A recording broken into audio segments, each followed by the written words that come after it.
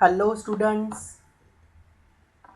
आज जो हम एक्सेल में टॉपिक हम कर रहे हैं वो हम करेंगे कि सैलरी स्टेटमेंट्स जो होती हैं किसी भी ऑर्गेनाइजेशंस की, वो हम एक्सेल में कैसे मैनेज करते हैं, उसको हम कैसे मेंटेन करते हैं।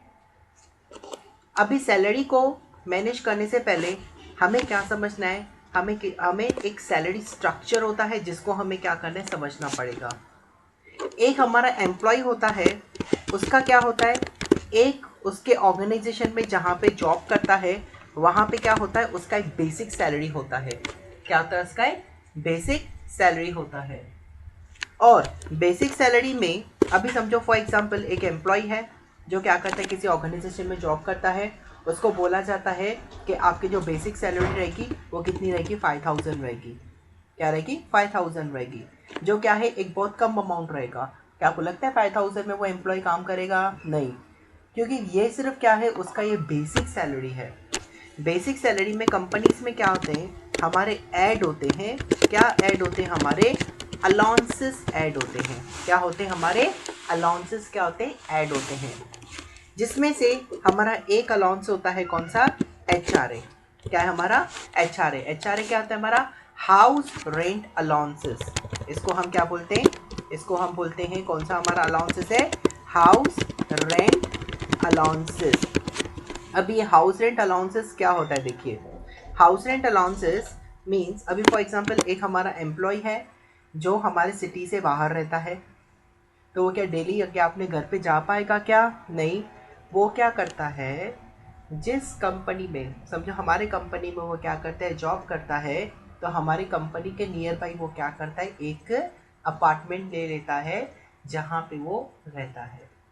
और अगर उस अपार्टमेंट की जहाँ पे वो रहता है वहाँ की हम उसकी रेंट हमारी ऑर्गेनाइजेशन हमारी कंपनी पे करती है, तो जो एडिशनल अमाउंट उसको बेसिक सैलरी से जा रहा है, जो उसके सैलरी में क्या होगा, ऐड होगा, उसको हम क्या बोलते हैं, हाउस रेंट अलाउंसेस बोलते हैं। क्या बोलते हैं उसको हम, हाउस रेंट अलाउंसेस हम बोलते हैं।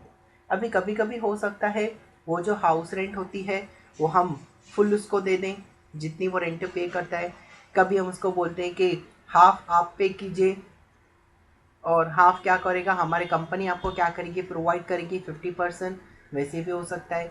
या तो फिर हम क्या करते हैं, हम अपनी मतलब जो उसकी बेसिक सैलरी होती है उस बेसिक सैलरी का कुछ परसेंटेज हम उसको दे देते हैं। फॉर एग्जाम्पल हम क्या बोलते हैं कि आपका बेसिक सैलरी कितना है, 5000। हम क्या करते हैं, आपको आपकी बेसिक सैलरी का 20% हम क्या देते हैं, आपको हाउस एंड अलाउंसेस हम दे देते हैं। तो 5000 का 20% कितना हुआ, 1000। तो 1000 क्या होगा, उसके सैलरी में क्या होगा, ऐड होगा, जिसको हम क्या बोलते हैं, अलाउंसेस बोलते हैं। क्या बोलते हैं, अलाउंसेस बोलते हैं। दूसरा होता है हमारा TA, that is a travelling allowances. हम अपने एम्प्लॉयज़ को क्या देते हैं, ट्रैवलिंग अलाउंसेस भी देते हैं। ट्रैवलिंग अलाउंसेस मीन्स, अगर समझो कोई एम्प्लॉय है वो हमारे ऑर्गेनाइजेशन से थोड़ा दूर रहता है, फॉर एग्जांपल 2 to 3 years का क्या है उसका जर्नी लगता है, उसका ट्रैवलिंग का जो एक्सपेंसेस है वो ज़्यादा जा रहा है, या जो हमारी जो कंपनी है, हमारी जो ऑर्गेनाइजेशन है, हमारी फैक्ट्री है, वो कहाँ पर है, एक रूरल एरिया में है जहाँ पे ज़्यादा करके मतलब इतनी ट्रैवलिंग फैसिलिटी नहीं है। और वहाँ पे अगर कोई फॉर एग्ज़ाम्पल हमें कोई मतलब कोई व्हीलर हमें मिल भी गया वहाँ पर छोड़ने के लिए, तो हमारा क्या होता है, एक्सपेंसेस ही बहुत ज़्यादा होता है। तो कंपनी क्या बोलती है कि आपके ऑर्गेनाइजेशन तक आने का और ऑर्गेनाइजेशन से आपके घर जाने का जो भी एक्सपेंसेस होगा, वो जो भी ट्रैवलिंग का खर्चा होगा, वो कौन पे करेगी, कंपनी पे करेगी। क्लियर? तो उसको हम क्या बोलते हैं, ट्रैवलिंग अलाउंसेस हम बोलते हैं। क्या बोलते हैं, ट्रैवलिंग अलाउंसेस हम बोलते हैं। या तो फिर हमारे कंपनी के कौन होते हैं, ये सेल्समैन होते हैं। और सेल्समैन क्या करते हैं, वो तो ट्रैवल करते हैं। वो क्या करते हैं, क्लाइंट साइट्स पे क्या करते हैं, वो ट्रैवल करते हैं। तो क्लाइंट साइट्स पे ट्रैवल करने के उसको जो भी अलाउंसेस मिलते हैं उसको हम क्या बोलते हैं, ट्रैवलिंग अलाउंसेस बोलते हैं। कभी हम उसको फुल ट्रैवलिंग अलाउंसेस देते हैं, कभी हाफ ट्रैवलिंग अलाउंसेस देते हैं, कभी जितना ट्रैवलिंग एक्सपेंसेस हुआ उसका 80% देते हैं, या फिर जितना बेसिक सैलरी है उसका हम क्या करते हैं, परसेंटेज हम फिक्स करते हैं। तो फॉर एग्जाम्पल इस एम्प्लॉय को हम क्या करते हैं, 2000 रुपीज़ हम क्या करते हैं, ट्रैवलिंग अलाउंसेस देते हैं। और हमारे होते हैं डीए, दैट इज हमारा क्या होता है, डीएनएस अलाउंसेस। क्या होता है हमारा डीएनएस अलाउंसेस। ये ज़्यादा करके किसको मिलती हैं, जो हमारे लिमिटेड कंपनी या गवर्नमेंट सेक्टर्स में क्या करते हैं, एम्प्लॉयज़ जो वर्क करते हैं उनको एवरी मंथ उनके सैलरी के साथ क्या मिलता है, एक अलाउंसेस मिलता है, जिस अलाउंसेस को बोला जाता है कौन सा, डीएनएस अलाउंसेस। अभी डीएनएस अलाउंसेस समझने से पहले आपको समझना पड़ेगा what do mean by DNS. DNS मतलब होता है इन्फ्लेशन। डीएनएस हमारा क्या होता है, इन्फ्लेशन। इन्फ्लेशन मतलब महंगाई। इन्फ्लेशन मतलब क्या होता है, महंगाई होती है। अभी जैसे कि हमारे कंट्री में क्या होता है, कुछ इन्फ्लेशन हुआ, महंगाई हो गई, तो हमारे एम्प्लॉयज़ क्या करते हैं, डिमांड करते हैं, उनकी एक्सपेक्टेशन होती है कि ये महंगाई की जो भी अलाउंसेस होंगे, मतलब अब जो महंगाई हो रही है उस मतलब उसके जो खर्चे होंगे, जो एडिशनल हमारे जेब से जा रहा है, वो भी कौन पे करके दे, हमारा जो कंपनी है वो हमें पे करके दे, जिसको हम क्या बोलते हैं, डीएनएस अलाउंसेस हम बोलते हैं। क्लियर।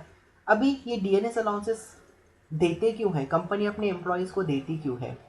अभी फॉर एग्जांपल मान लेते हैं हमारा एक एम्प्लॉय है जिसका सैलरी है 10,000, जिसका सैलरी क्या है 10,000 रुपीज़, हमारे एम्प्लॉय का क्या है, सैलरी है।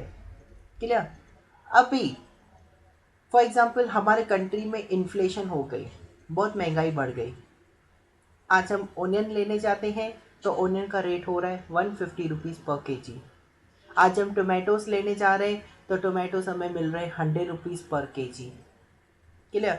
ऑयल लेने जा रहे हैं, जो हमारा रिफाइंड ऑयल था पहले हमें मिलता था फॉर एग्जांपल 100 रुपीज़ पर लीटर, अभी वो मिल रहा है 150 रुपीज़ पर लीटर। मगर ये जो हमारी इन्फ्लेशन होती है ना, वो हमारी होती है for a time being, temporary period के लिए होती है। क्या होती है हमारी, वो टेम्पररी पीरियड के लिए होती है। अभी समझो हमारा एक एम्प्लॉय है जिसकी सैलरी क्या है 10,000 है, और हमारे कंपनी में क्या करता है, वो जॉब करता है। और वो हमारे कंपनी में फॉर एग्जांपल मेरी कंपनी है, मेरे पास आता है, बोलता है कि सर अभी देखिए इन्फ्लेशन इतना बढ़ गया है तो मुझे 10,000 रुपीज़ बहुत कम लग रहा है एज ए सैलरी, आप मेरा क्या कर लीजिए, सैलरी इंक्रीज़ कर लीजिए। तो फॉर एग्जांपल हमने उसका सैलरी कितना कर दिया, 12,000 कर दिया, 2,000 उसका क्या किया, सैलरी हमने इंक्रीज़ कर दी। क्या किया, 2,000 हमने उसके सैलरी में क्या कर दिया, इंक्रीमेंट कर लिया, हमने उसका सैलरी हमने बढ़ा लिया 2,000 रुपीज़। ठीक है। अभी समझो वो जो इन्फ्लेशन है वापस से वो फ्लैट रेट पे आ गए, समझा। आफ्टर 2 मंथ्स वो जो टोमेटोज थे जो हमें कितने मिल रहे थे, 100 रुपीज़ मिल रहे थे, वापस से वो 20-30 रुपीज़ पर केजी हो गए। जो ओनियंस थे जो 150 रुपीज़ मिल रहे थे वो वापस से हमारे 30-40 रुपीज़ के रेंज में आ गए। तो क्या बाद में उसकी सैलरी में वापस से 10,000 कर सकता हूँ क्या, नहीं कर सकते।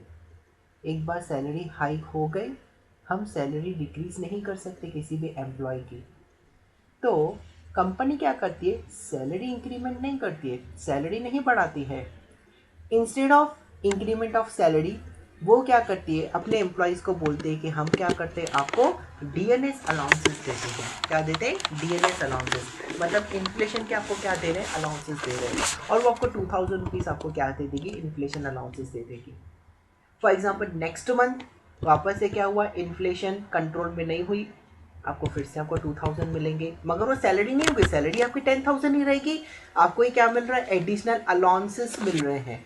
अलाउंसेस मतलब क्या होते हैं, जिसको हम एक और वर्ड बोलते हैं दैट इज अ पर्क्स, या फिर जिसको हम क्या बोलते हैं, परक्यूजिट्स बोलते हैं। क्या बोलते हैं, परक्यूजिट्स बोलते हैं। परक्यूजिट्स का ही शॉर्ट वर्ड होता है हमारा कौन सा, पर्क्स रहता है। तो 2,000 रुपीज़ आपको डीएनएस अलाउंसेस मिलेगा। नेक्स्ट मंथ इन्फ्लेशन थोड़ा कंट्रोल में आ गई तो आपको क्या मिलेगा, कंट्रोल में मतलब फॉर एग्जांपल थोड़े जो रेट्स हैं हमारे 50% जो है वो रेट्स हमारे क्या हो गए, हमारे कम हो गए, तो आपको 1,000 रुपीज़ आपको डीएनएस अलाउंसेस मिलेगा। एंड उसके समझो 4th मंथ में इन्फ्लेशन अगर आपकी क्या हो गई, कंट्रोल में आ गई, जैसे पहले रेट्स थे वैसे ही हमारे क्या हो गए, हमारे इन्फ्लेशन रेट हो गया, तो वापस से आपको सिर्फ कितना मिलेगा, 10,000 मिलेगा। आपका डीएनएस अलाउंसेस क्या हो जाएगा, 0 हो जाएगा। तो इससे कंपनी को बेनिफिट क्या हुआ, इससे कंपनी को बेनिफिट हुआ कि कंपनी को एवरी मंथ 12,000 देने की नीड नहीं है। अकॉर्डिंग टू इन्फ्लेशन रेट वो क्या करेगी, अपने एम्प्लॉयज़ का जो डीएनएस अलाउंसेस हैं उसमें क्या करेगी, फ्लक्चुएट करेगी। तो डीएनएस अलाउंसेस भी क्या होता है, हमारे एम्प्लॉयज़ का क्या होता है, एक अलाउंसेस होता है जो हम क्या करते हैं अपने एम्प्लॉयज़ को देते हैं apart from their basic salary के अलावा। फॉर एग्जांपल वो हम दे रहे हैं कितना, फॉर एग्जांपल उसको दे रहे हैं 1500 रुपीज़। तो ऐसे करके हमारे और भी अलाउंसेस होते हैं, हमारे होते हैं मेडिकल अलाउंसेस अपने एम्प्लॉयज़ को देते हैं, एम्प्लॉयज़ के बच्चे स्कूल्स में पढ़ते हैं उसको एजुकेशनल अलाउंसेस हम देते हैं, हम ये क्या बोलते हैं मोबाइल के अलाउंसेस, टेलीफोन अलाउंसेस हम अपने एम्प्लॉयज़ को देते हैं क्योंकि उनको क्या करना पड़ता है, क्लाइंट्स को कॉल करना पड़ता है। तो ऐसे करके हम क्या करते हैं, अलाउंसेस जो होते हैं वो हम क्या करते हैं अपने सैलरी में क्या करते हैं, ऐड करते हैं। अभी समझो मुझे उसको सैलरी देनी है कितनी, 9500, the total sum of above कितना आया, 9500। इसको हम क्या बोलते हैं, we call them gross salary. क्या बोलते हैं, ग्रॉस सैलरी बोलते हैं। बेसिक सैलरी में अलाउंसेस ऐड किया तो हमारा क्या निकलता है, हमारा ग्रॉस सैलरी निकलता है। क्लियर, मतलब इतना सैलरी मुझे क्या करना है, एम्प्लॉयज़ को देने हैं, मगर कंपनी बोलती है नहीं, हम क्या करेंगे इसमें से लेस करेंगे, लेस क्या करेंगे, डिडक्शंस जैसे कि हमारा क्या डिडक्ट होता है, पीएफ कितना परसेंट डिडक्ट होता है, 12% ऑफ योर बेसिक सैलरी। हमारे बेसिक सैलरी का क्या होता है, 12% हमारा क्या होता है, पीएफ डिडक्ट होता है अगर हम क्या करते हैं किसी भी कंपनी में हम जॉब करते हैं तो हमारा 12% बेसिक सैलरी में से हमारा डिडक्ट हुआ, that is a PF, that is a 600 हमारा क्या होगा, पीएफ डिडक्ट होगा। हमारा प्रोफेशनल टैक्स डिडक्ट हुआ, फॉर एग्जांपल हमारा 200 रुपीज़ हमारा प्रोफेशनल टैक्स हमारा क्या हुआ, डिडक्ट हुआ। तो हमारे 9000 में से लेस होगा हमारा पीएफ, लेस होगा हमारा प्रोफेशनल टैक्स। जितना आपको सैलरी मिल रहा है दैट इज़ 8700, उसको हम क्या बोलते हैं, we call them net salary, या फिर जिसको हम एक और नाम भी देते हैं that is a salary in hand. आपकी सैलरी है कितनी, 5000, सैलरी कितनी है आपकी, 5000। आपको क्या मिल रहे हैं, कुछ अलाउंसेस मिल रहे हैं 4500 के, मतलब आपको टोटल मिलना कितना चाहिए, 9500। मगर अकॉर्डिंग टू कंपनीज पॉलिसी आपके क्या हो रहे हैं, पीएफ एंड प्रोफेशनल टैक्स, और कंपनी में वर्कर्स होते हैं उसका ESI, that is employ state insurance भी क्या होता है, डिडक्ट होता है, पीएफ होता है, प्रोविडेंट फंड, पीटीएफ होता है हमारा, प्रोफेशनल टैक्स। तो ये अमाउंट्स हमारे क्या होते हैं, डिडक्ट होते हैं किससे, हमारे ग्रॉस सैलरी से। और बाकी जो हमें जो सैलरी मिलती है उसको हम क्या बोलते हैं, सैलरी इन हैंड बोलते हैं, या फिर जिसको हम क्या बोलते हैं, नेट सैलरी हम बोलते हैं। क्लियर। तो ये सैलरी का जो स्ट्रक्चर होता है वो हम स्टेटमेंट सैलरी की कैसे बनाते हैं, आज हम वही देखेंगे इस सेशन में। तो आई होप आपको क्लियर हो गया होगा कि अलाउंसेस क्या होते हैं एंड डिडक्शंस हमारे क्या होते हैं। अभी यहाँ पे हम एक न्यू शीट ले रहे हैं, ऊपर से क्या करें, कंपनी का हम नेम लिख रहे हैं, फॉर एग्जांपल चरण इंटरप्राइजेस। यहाँ पे क्या लिखेंगे, salary statement for the month of दिसंबर, जो ईयर होगा फॉर एग्जांपल लिख रहे हैं 2020।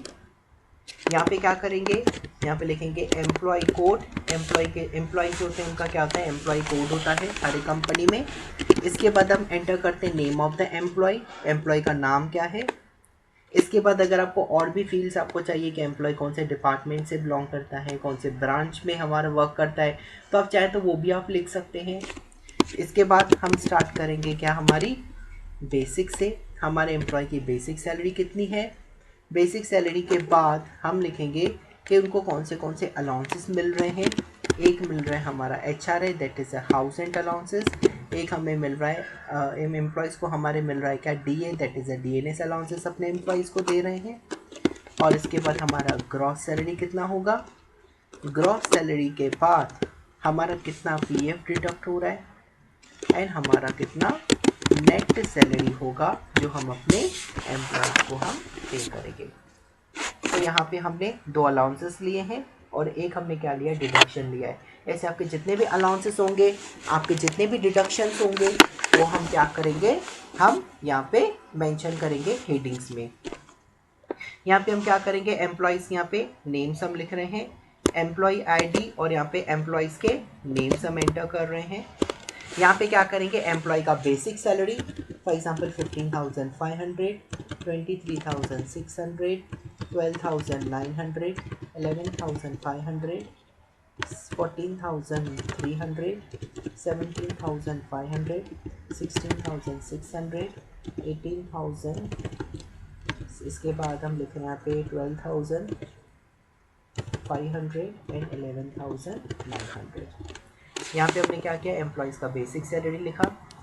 अभी फॉर एग्जांपल हम ले रहे हैं कि एम्प्लॉय का जो हम HRA देते हैं वो होता है हमारा 30% ऑफ देयर बेसिक सैलरी। कितना, 30% ऑफ देयर बेसिक सैलरी। उनका जितना भी बेसिक सैलरी है उसका 30% हम देते हैं। जो DNS अलाउंसेस हम दे रहे हैं दिसंबर मंथ का, वो हम दे रहे हैं कितना, 20% ऑफ, कितना, 20% of their basic salary. Basic salary का 20% हम दे रहे हैं। एंड इसके बाद जो PF है, PF हम कितना डिडक्ट करेंगे, for example 12% of their basic salary हम क्या करेंगे, उसका डिडक्ट कर रहे हैं। तो हमारे पास ये डेटा अवेलेबल है। हम क्या करेंगे, अभी यहाँ पे अपनी सैलरी स्टेटमेंट्स बनाएंगे। कैसे बनाएंगे, HRA क्या है, it is 30% of basic salary. तो हम क्या करेंगे, इक्वल्स टू बेसिक सैलरी कितना है, C4 इंटू यहाँ पे क्या करेंगे 30%। क्या करेंगे, C4 इंटू 30%, परसेंटेज का सिंबल देंगे। यहाँ C4 इंटू 30 डिवाइडेड बाय 100 भी आप कर सकते हो, यहाँ पे डिवाइडेड बाय 100 भी एंटर कर सकते हो। यहाँ तो फिर यहाँ पे क्या करेंगे, C4 इंटू 30% एंटर करेंगे। यहाँ पे क्या आ जाएगा, हमारा HRA आ जाएगा। Next is our DA, that is a DNS allowances. DNS allowances कितना है हमारा, that is 20% of basic salary. तो हम क्या करेंगे, इक्वल्स टू बेसिक सैलरी का कितना परसेंट, 20% हो गया। इसके बाद हमें यहाँ पे क्या निकालना है, ग्रॉस सैलरी निकालना है। क्या निकालना है, ग्रॉस सैलरी निकालना है। ग्रॉस सैलरी क्या होता है, बेसिक प्लस अलाउंसेस, मतलब basic salary plus HRA plus DA। तो हम क्या करेंगे यहाँ पे, equals to C4 plus D4 plus E4। आप ऐसे भी निकाल सकते हो, नहीं तो हमने किया है कौन सा, sum function is equal to sum of bracket start C4 से लेके E4 तक हम सिलेक्ट करेंगे, ब्रैकेट क्लोज, एंटर करेंगे। हमारे यहाँ पे क्या निकल जाएगा, ग्रॉस सैलरी आ जाएगा। ग्रॉस सैलरी के बाद हमें यहाँ पे क्या एंटर करना है, हमें इनका PF कितना है, 12% ऑफ देयर बेसिक सैलरी। तो हम क्या करेंगे, इक्वल्स टू C4 इंटू क्या करेंगे 12%। तो ये हमारा क्या होगा, PF हमारे एम्प्लॉइज का क्या होगा, डिडक्ट होगा। और नेट सैलरी कितना होगा, नेट सैलरी होगा हमारा, कैसे निकालेंगे, ग्रॉस माइनस PF। एंटर करेंगे तो हमारा क्या आ जाएगा, नेट सैलरी यहाँ पे आ जाएगा। क्लियर। HRA पे क्लिक करके हम क्या करेंगे, नीचे ड्रैग करेंगे, देखिए सबका HRA आ जाएगा। DA पे क्लिक करके हम नीचे ड्रैग करेंगे, सारे एम्प्लॉइज का DNS अलाउंसेस आ जाएगा। या फिर ग्रॉस PF और नेट सैलरी तीनों को सिलेक्ट करके नीचे क्या करेंगे, इसको ड्रैग करेंगे, तो क्या होगा, सबका हमारा नेट सैलरी PF और ग्रॉस हमारा क्या होगा, कैलकुलेट हो जाएगा। तो ऐसे हम यहाँ पे क्या करते हैं, अपने एम्प्लॉइज की सैलरी स्टेटमेंट्स हम बनाते हैं। कैसे किया, नेम ऑफ द एम्प्लॉय, या फिर जो आपको कंपनी की इंफॉर्मेशन के अकॉर्डिंगली जो स्टेटमेंट में आपको बनाना है वो हम यहाँ पे क्या करेंगे, हेडिंग्स लिख देंगे। इसके बाद क्या होगा, आपका बेसिक सैलरी कितनी दे रहे हो, अपने एम्प्लॉय को अलाउंसेस कितने दे रहे हैं, वो हम क्या करेंगे, यहाँ पे परसेंटेजेस हम निकालेंगे। तो ग्रॉस सैलरी कैसे निकलेगा, बेसिक प्लस अलाउंसेस, इसके बाद निकलेगा हमारा क्या, PF, और PF के बाद हमारा क्या होता है, नेट सैलरी। नेट सैलरी क्या होता है हमारा, ग्रॉस माइनस PF, हमारा क्या निकल जाएगा, हमारा नेट सैलरी निकल जाएगा। Clear, simple. तो ऐसे हम अपनी क्या करते हैं, कंपनी की सैलरी स्ट्रक्चर हम बनाते हैं। एक तो हुआ कि हम क्या करते हैं, सैलरी स्ट्रक्चर अपने कंपनी का हम ऐसे बनाते हैं। नेक्स्ट है कि अगर समझो हमारी कंपनी में, हमारी प्राइवेट लिमिटेड फर्म है, हमारी प्राइवेट कंपनी है, जहाँ पे हम अपने एम्प्लॉयज़ को हम कोई भी अलाउंसेस या डिडक्शन नहीं देते हैं, हम उनकी अटेंडेंस के बेस पे, क्या, हम उनकी अटेंडेंस के बेस पे हम क्या करते हैं, उसकी सैलरी कैलकुलेट करते हैं। क्या करते हैं, अटेंडेंस के बेस पे क्या करते हैं, उसकी सैलरी हम कैलकुलेट करते हैं। वो हम कैसे करते हैं अभी हम नेक्स्ट हम वही देखने वाले हैं।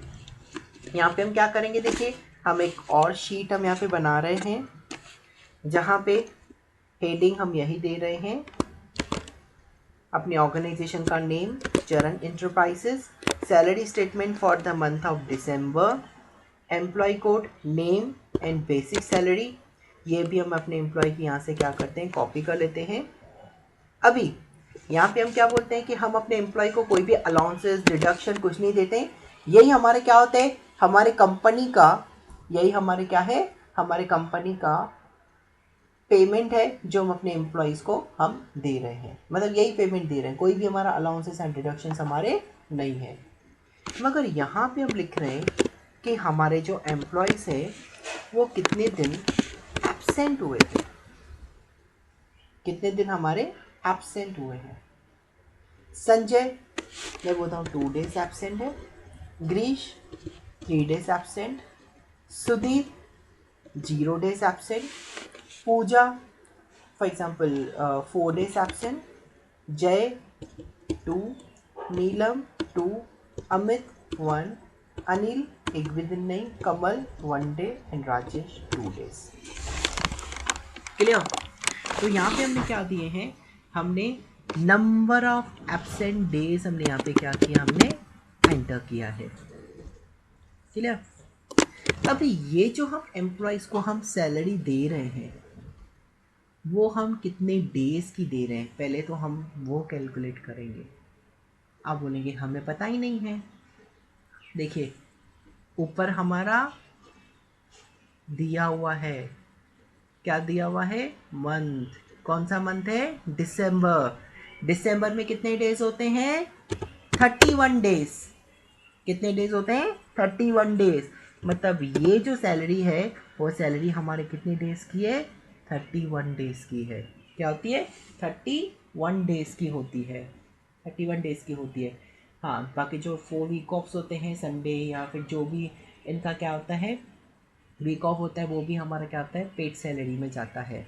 मतलब ये जो हमारी सैलरी है वो हमारी क्या है, 31 डेज की सैलरी है। ये इतने इतने दिन क्या हुए हैं, एब्सेंट हुए हैं। हमें यहाँ पे क्या निकालना है, उनका सैलरी निकालना है कि उनको हम कितना प्रोपोर्शनेट सैलरी हम देने वाले हैं। यहाँ पे बेसिक सैलरी नहीं लिखे, हम यहाँ पे सिर्फ क्या लिखेंगे, सैलरी लिखेंगे और यहाँ पे लिखेंगे प्रोपोर्शनेट सैलरी हम कितना देंगे। क्लियर?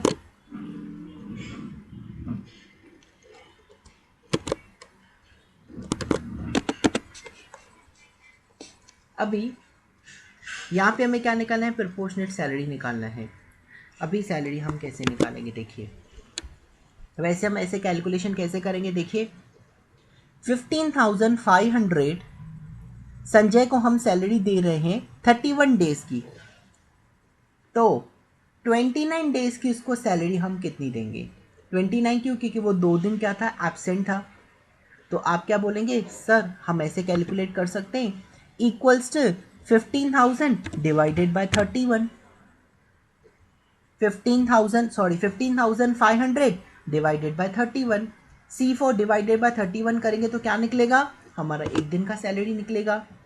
कितना, 1 डे का सैलरी निकलेगा। 1 डे का सैलरी कितना है हमारा, संजय का 500 अकॉर्डिंग टू दिसंबर मंथ, क्योंकि दिसंबर में क्या होते हैं, 31 डेज होते हैं, समझा। तो 31 डेज के अकॉर्डिंगली इसकी पर डे की सैलरी कितनी है, 500। और वो कितने दिन एब्सेंट था, 2 days एब्सेंट था, तो उसको कितने दिन की सैलरी मिलेगी, उसको मिलेगी 29 डेज की। और 29 कैसे निकला, 31 माइनस 2, तो हम क्या करेंगे 500 इंटू 29, इसको मतलब सैलरी हम कितनी देंगे, 14,500 हम क्या करेंगे, इसको पेमेंट करेंगे। क्या करेंगे, 14,500 क्या करेंगे, इसको पेमेंट करेंगे। नेक्स्ट कैलकुलेशन हम देख लेते हैं, गिरीश, गिरीश की सैलरी कितनी है, 23,600। ये जो 23,600 है वो कितने डेज की है, 31 डेज की। मतलब पर डे की सैलरी कितनी हुई, 761। कितना, 761, ये क्या है, उसका पर डे का सैलरी है। क्लियर? तो हम क्या करेंगे, पर डे का सैलरी को मल्टीप्लाई करेंगे। क्या करेंगे, पर डे के सैलरी को मल्टीप्लाई करेंगे कि कितने दिन की उनको सैलरी देनी है। अभी गिरीश को कितने डेज की सैलरी देनी है बताइए, 28 डेज की, क्योंकि 31 में से 3 क्या करेंगे, माइनस करेंगे, कितना होगा, कितना होगा, 28, यहाँ पे लिखेंगे 28। तो उसको जो सैलरी देंगे वो कितनी देंगे, 21,316। यही फॉर्मूला हम क्या करेंगे, यहाँ पे लगाएंगे, दो फॉर्मूलास को कंबाइन करेंगे। कैसे, ध्यान देना बहुत अच्छी तरह से कैसे कैलकुलेशन हो रही है। हम क्या करेंगे, इक्वल्स टू, अब यहाँ पे हमारी दो अलग अलग कैलकुलेशंस हो रही हैं, तो हम क्या करेंगे, उन दोनों को अलग अलग ब्रैकेट्स के अंदर डालेंगे।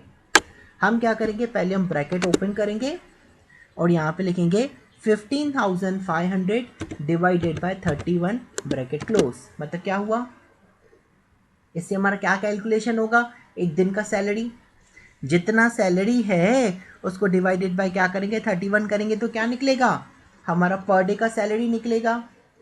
उसको ही क्या करेंगे, मल्टीप्लाई करेंगे। क्या करेंगे, उसको ही क्या करेंगे, हम मल्टीप्लाई करेंगे। और किससे मल्टीप्लाई करेंगे, कि जितने दिन वो आया होगा। और कितने दिन वो आया है वो हम कैसे कैलकुलेट करेंगे, 31 में से जितने दिन वो एब्सेंट है वो हम क्या करेंगे, माइनस करेंगे।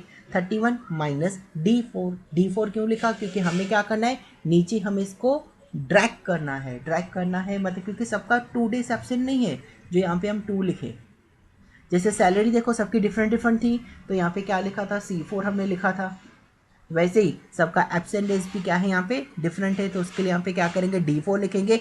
बाकी दिसंबर मंथ में 31 डेज तो हमारे क्या होते हैं, नॉर्मल होते ही हैं। और हम यहाँ पे क्या करेंगे, एंटर करेंगे। आगे देखिए 14,500 आ गया। कैसे किया, एक बार फिर से देख लेते हैं, ध्यान से देखना। इक्वल्स टू, ब्रैकेट स्टार्ट करेंगे 23,600, मतलब गिरीश की monthly salary divided by 31, divided by 31, तो क्या होगा, पर डे का सैलरी निकलेगा।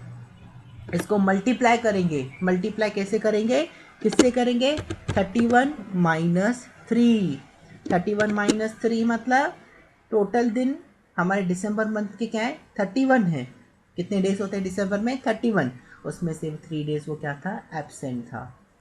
तो यहाँ पे इस ब्रैकेट का आंसर क्या आएगा, इस ब्रैकेट का आंसर आएगा 761.29।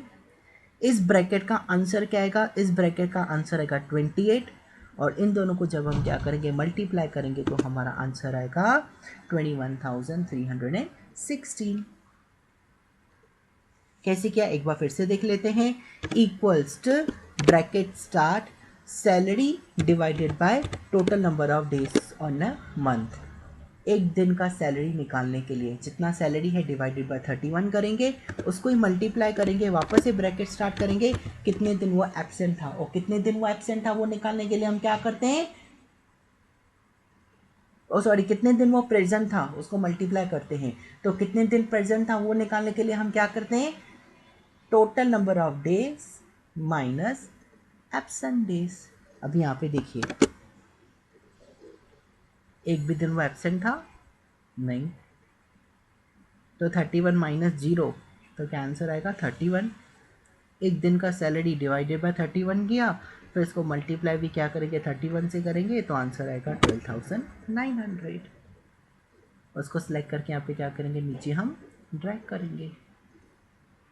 डेसिमल प्लेसेस सिलेक्ट करके हम यहाँ से क्या करेंगे, 2 डेसिमल प्लेसेस दे देंगे। यहाँ पे राउंड ऑफ करना है तो यहाँ पे क्या करेंगे, 0 डेसिमल प्लेसेस हम दे देंगे।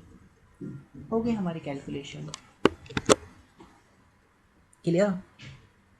तो ये एक प्राइवेट फॉर्म के हिसाब से कैसे हम सैलरी कैलकुलेशन करते हैं, और एक कॉर्पोरेट में हमारी कैसे सैलरी कैलकुलेट होती है, जहाँ पे एम्प्लॉय के अलाउंसेस एंड डिडक्शंस होते हैं। और यहाँ पे किसी भी एम्प्लॉय का अलाउंसेस एंड डिडक्शन नहीं होता है, उनको सैलरी कैसे दी जाती है, उनके प्रेजेंट वर्किंग डेज के हिसाब से उनको क्या दी जाती है, सैलरी दी जाती है। क्लियर? आई होप आपको आ गया होगा सैलरी स्टेटमेंट्स हम कैसे बनाते हैं। ऐसे आपकी जो भी स्टेटमेंट्स होंगी हम यहाँ पे क्या कर सकते हैं, एक्सेल में स्टेटमेंट्स बना के उसकी हम कैलकुलेशंस हम कर सकते हैं, जो भी स्टेटमेंट आपको चाहिए। क्लियर? तो इसकी आपको क्या करनी है, प्रैक्टिस करनी है। Thank you.